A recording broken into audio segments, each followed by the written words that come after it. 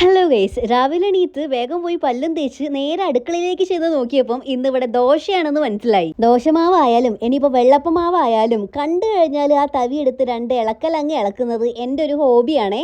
Cooker കണ്ടപ്പം അതിൽ സാമ്പാറാണെന്നും ഊഹിച്ചു. അടുപ്പാണെങ്കിൽ നല്ല അടിച്ചുപൊളിയായിട്ട് കത്തുന്നത് കൊണ്ട് ഞൊടിയിടയ്ക്കുള്ളിൽ ചോറും ഇവിടെ സെറ്റാവും. അപ്പോഴേക്കും ഞാനൊരു ഗ്ലാസ് ചായ എടുത്ത് മുറ്റത്തുള്ള കാഴ്ചകൾ കണ്ട് അത് കുടിച്ചുകൊണ്ടിരിക്കുകയാണ്. കാഴ്ച വേറെ ഒന്നല്ല, അമ്മ ദേ മുറ്റടിച്ചു വരാണ് കേട്ടോ. കണ്ണിന് നല്ല കുളിർമയേകുന്ന ആ കാഴ്ചയും കണ്ട് നേരെ ഞാൻ പോയത് കുളിക്കാനാണ്. എന്നിട്ട് ദോശ ചുടാൻ വേണ്ടി നിന്ന്.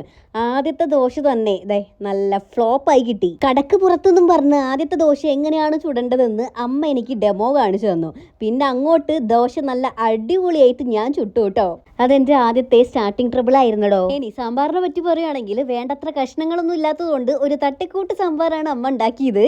പക്ഷേ കൊള്ളായിരുന്നു കേട്ടോ. രാവിലെ തന്നെ ആണെങ്കിൽ ഇവിടെ മാമിയും പൊന്നും വന്നു. അങ്ങനെ അവർക്കും കൊടുത്തു ദോശയും സാമ്പാറും. എന്നിട്ട് ഞാനും കഴിക്കാനിരുന്ന് ഞാനൊരു 1 2 3 4 ദോശയെ കഴിച്ചുള്ളൂ കേട്ടോ. ദോശയും സാമ്പാറും എൻ്റെ ഫേവറേറ്റ് ഫുഡാണ്. ദോശ ആണെങ്കിലും ഇനിയിപ്പോൾ ഇഡ്ഡലി ആണെങ്കിലും ആ കറിയിൽ അങ്ങ് പൊങ്ങി കിടക്കണം, അങ്ങനെ കഴിക്കുന്നതാണ് എനിക്കിഷ്ടം കേട്ടോ. ഞാൻ ദോശ കഴിച്ച് തീരുമ്പോഴേക്ക് അച്ഛമ്മയാണെങ്കിൽ നീരാട്ടെല്ലാം കഴിഞ്ഞു വന്ന് ചായ കുടിക്കാൻ വേണ്ടി ഇരുന്നിട്ടുണ്ടേ. ആള് പണ്ടത്തെ പോലെയല്ല, വയ്യ.